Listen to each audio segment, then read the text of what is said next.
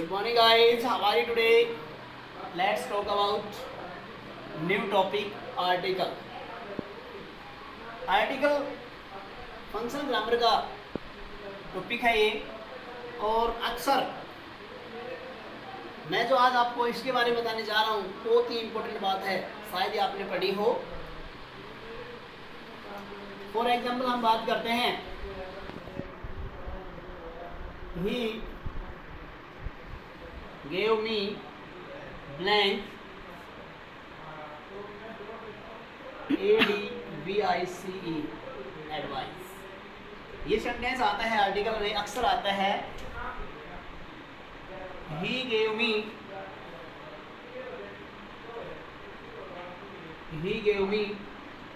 advice।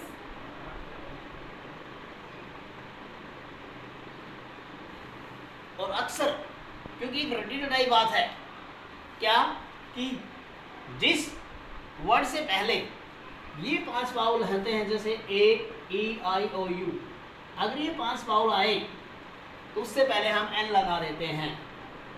ऐसा हमें शुरू में सिखाया गया था।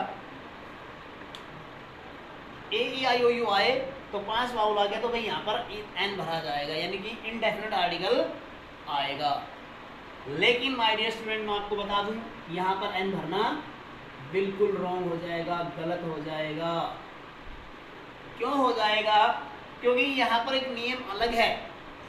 क्या नियम है कि आर्टिकल सिर्फ एडजेक्टिव के साथ नहीं आता है, आर्टिकल एडजेक्टिव के साथ नहीं आता है। दूसरा, अनकाउंटेबल के साथ भी नहीं आता है। जैसे मान लो मैंने ये कह दिया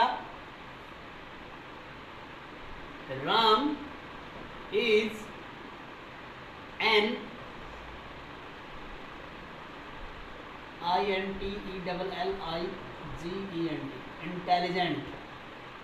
अगर यहाँ पर इतना सेंटेंस दिखाया गया है राम इज ब्लैंक इंटेलिजेंट, तो भी यहाँ पर ये गलत सेंटेंस होगा। राम इज ब्लैंक इंटेलिजेंट अगर एन कहा गया है तो रोंग है ये। क्यों?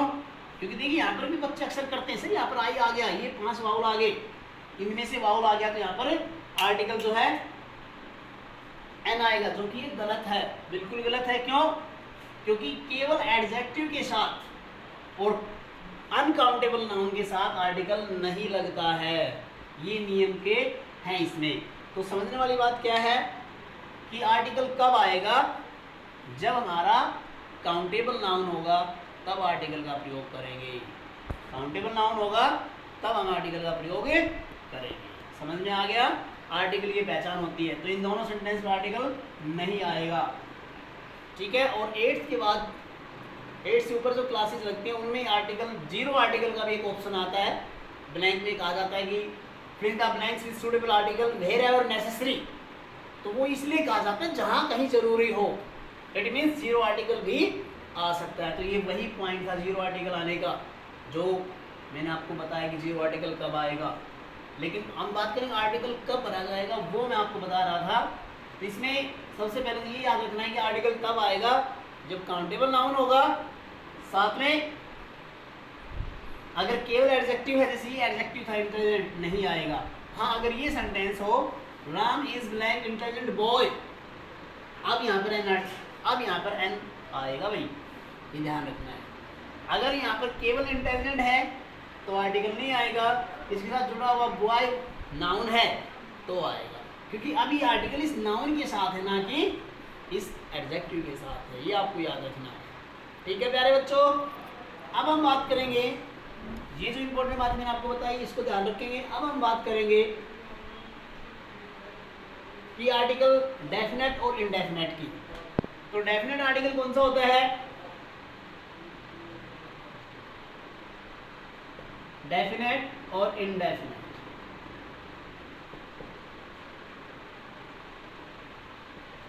डेफिनेट आर्टिकल में द आएगा और इनडेफिनेट में ए या फिर एन, दोनों में से, ठीक है। आज हम इनडेफिनेट आर्टिकल की बात करेंगे, इस वाले की, कि ए और एन दोनों का मीनिंग सेम होता है। वही रूल ए के लागू है, वही एन के लिए लागू है। तो इनमें पहला यूज इनका क्या होता है ए और एन का उस काउंटेबल नाउन के साथ जिसको चाहे वो नाउन काउंटेबल मतलब चाहे वो नाउन सिंगुलर हो या प्लूरल, अगर वो काउंटेबल है तो उसके साथ ए एन में से लगेगा। ठीक है। अब यहाँ पर एक बात, जैसे मान लो मैंने कहा पेन, पेंसिल, मैन, वुमेन, भाई ये सब काउंटेबल नाउन, हम इनको गिन सकते हैं, तो इनके साथ ही आर्टिकल कौन सा लगेगा? इंडेफिनेट। कौन सा आर्टिकल लगेगा? इंडेफिनेट। ये आपको याद रखना है। ठीक है। तो इसमें अब बात यहाँ पर आती है कि अंतर कैसे करेंगे, डिफरेंस कैसे करेंगे, ए आएगा एन आएगा, ये बात इंपॉर्टेंट है कि हम यहाँ पर कैसे अंतर करेंगे कि ए आएगा। तो उसका मैं आपको बता दूं क्या तरीका है, ध्यान से सुने।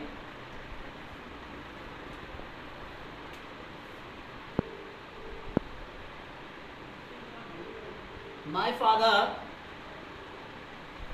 presented me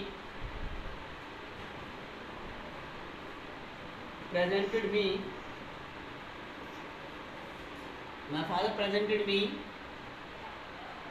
blank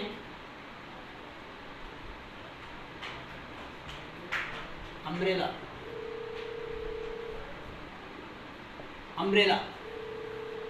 ध्यान से देखिए यहाँ पर अम्ब्रेला यू आया हुआ है। अभी मैं आपको बता रहा था ए ई आई ओ यू, ये 5 लेटर जो है इनको लेटर बोलते हैं। ये 5 वाउल अगर आ जाते हैं इस वर्ड से पहले आर्टिकल भरने से के बाद, जैसे इस वर्ड के साथ में आर्टिकल भरना है अम्ब्रेला के साथ, तो हमें ये देखना है इसका पहला लेटर कौन सा है। पहला लेटर कौन सा है? यू, वाउल है, तो ये मानेंगे कि 50% इसमें एन वाउल आने की संभावना है। लेकिन अभी ये बात हमारी सिद्ध नहीं हुई है, क्योंकि ये तो हमने देखना ही है, इसके साथ ये और देखना है कि इस शब्द का हम प्रोनाउंसिएशन करेंगे, उच्चारण करेंगे, उच्चारण करके देखेंगे। अगर इसकी आवाज साउंड, अगर इसकी साउंड वाउल में आई, हिंदी में शवर में आती हो, या मैं आम भाषा में कहूं ए आ ई ए अंग तक, जिनको हम वाउल्स कहते हैं, जिनको हम वाउल कहते हैं, ये अगर हम याद रखें, ये हिंदी में शावर, अगर इनके उच्चारण ये आए, जैसे अम्ब्रेला, ए अम्ब्रेला, ए की आवाज आई अम्ब्रेला, तो अब यहाँ पर एन आएगा, ये ध्यान। ठीक है। हम इसका उच्चारण करके देखेंगे। उच्चारण करते समय अगर इसकी साउंड वाउल में आती है, शावर में आती है, तो जैसे ये आते इस तरह से आए, तो यहाँ पर एन आएगा। ठीक है। दूसरा बता दूं मैं इनको,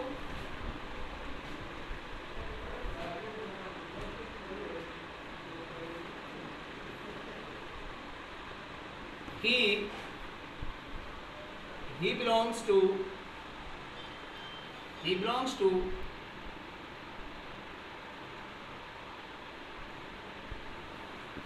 to blank, EUROPEN, European,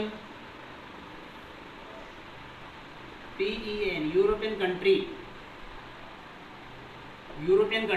he belongs to European country। आप देखिए यहाँ पे EU वाउल आया हुआ है, यू, लेकिन ध्यान रखिए इसका उच्चारण हम करते हैं तो क्या उच्चारण है हमारा?